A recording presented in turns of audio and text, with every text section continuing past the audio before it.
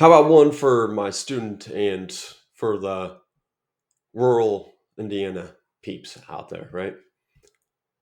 Let's apply this to farming. And granted, I don't really know much about the details of like really like how farming works. I kind of get biology though, to a degree, right? But like let's think about let's think about farming. So how about what's the origin of entropy for farming? Like what is the why? What's the psychological why of farming? Like why would we as humans choose to farm food? Oh, because like we farm because we need food, right?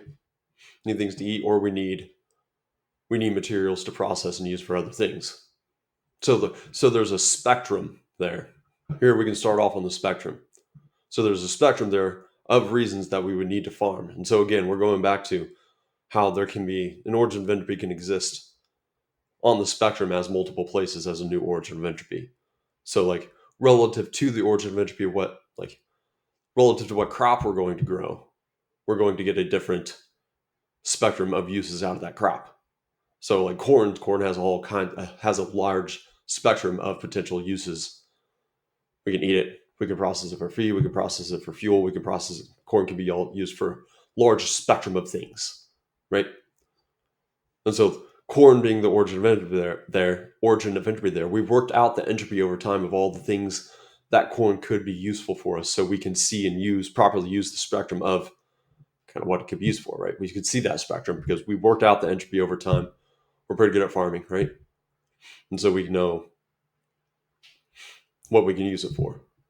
Now, maybe there's other things we could use it for we don't even know yet. Maybe that spectrum gets larger one day. I don't know. Maybe new crops, figure out genetics, and we can like I don't know. Genetic altering's weird, right? But like for crops, I don't know. It's kind of a mixed bag. But maybe one day we genetically alter a crop to just be hyper multifunctional. I don't know, right? That kind of thing. And then the spectrum's massive.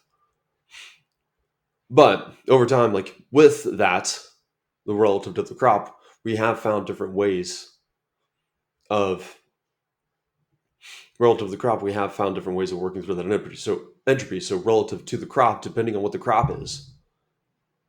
I use relative, so I'm probably a little bit too loosely sometimes, but depending on what the crop is, right? Like we're going to manage the origin. We're going to manage that crop differently. The crop being the origin of entropy of what we're trying to produce. So we're going to manage that properly. Like we don't let that get out of control. We don't let the entropy get out of control. We manage it. So like what are the ways that a crop could get out of control? We like different crops need different environments to grow properly. They need the right set of balance of entropy in order to function. And so we're going to manage the environment around them. Sometimes we can grow crops that wouldn't normally grow around here. Like hydroponics, we can grow crops that might not normally grow in different ways. So like relative to the crop, we might need a different set of conditions. So we're going to manage the entropy around that crop in the proper way so it doesn't get out of control. So we can properly cultivate that crop, right? Like so if we're managing the origin of the crop, it depends what the crop is. But if say it doesn't get enough water, then the entropy for that plant it can't like there's too much biological entropy that needs to continue to function and needs that water to biological entropy, right? But like in order to function correctly, it needs water to continue those processes forwards. Otherwise, the entropy of the crop just gets out of control and doesn't live, right? So we've got to manage the entropy correctly. So if we're looking at crops, depends on the crop. Now let's look at this more from a like more psychological viewpoint here. Depending on who we are, like where we're at, again, kind of we might view crops differently. And that kind of is a combination of the schema there, right? We're coming together for kind of shared view of a thing. But like there are crops grown that on the individual level, like it's maybe someone's allergic to it, or maybe they have some reason they wouldn't need it, right? Maybe depending on where we're at in the world, we would have a different kind of individual need for it. So I don't know. Just come up with examples off the top of my head. I don't know. different people are allergic to nuts, so like don't eat like individually. They're not going to want that crop. And so maybe I don't know. There's different parts of the world. Different people are lactose intolerant, right? And so we can think about like animals as kind of similar level, like in a similar manner to crops. Apply it the same way. We're going to manage the environment around an animal properly in order to get the right ethical and correct level of produce, the most efficient level of produce we can ethically, right? So we're going to manage their environment.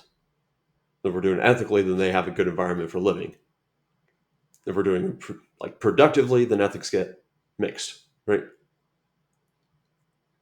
But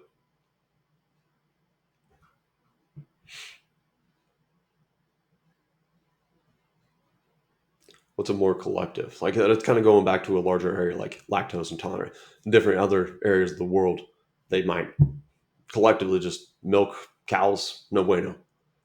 So collectively, that's kind of out. That's it's not in the void for them, but it kind of is because they just don't see any truth on why they would use that. It's like the use of cows as produce is just no bueno for them. Like it's not in the void because they can't not know about it, but their kind of I guess like their beliefs on it, or could potentially their physiology on it, like lactose intolerant, just milk's no good.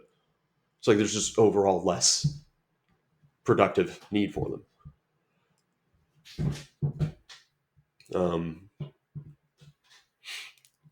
So then that also like creates spectrums within that of just collective viewpoints versus individual viewpoints on crops and produce,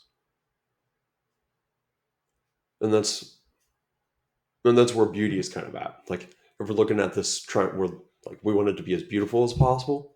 Like we're having the largest selection of crops and produce and farms that are all like functioning and working together. And that makes it beautiful when we have all of these different things that are working together and functioning all at once to make something work.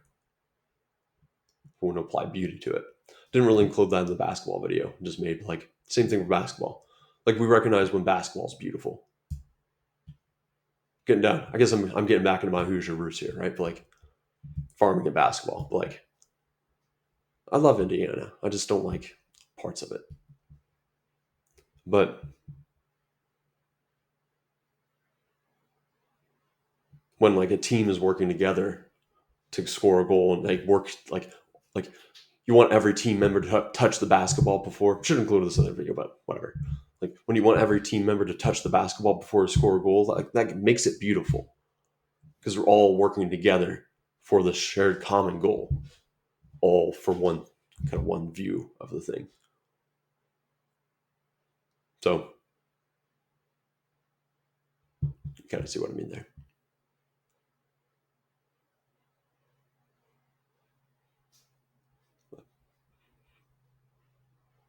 That's pretty good. Pretty good for farming. Little bit of basketball, a little bit of Hoosier mentality there, right? Farming and basketball. All right. Have a good day.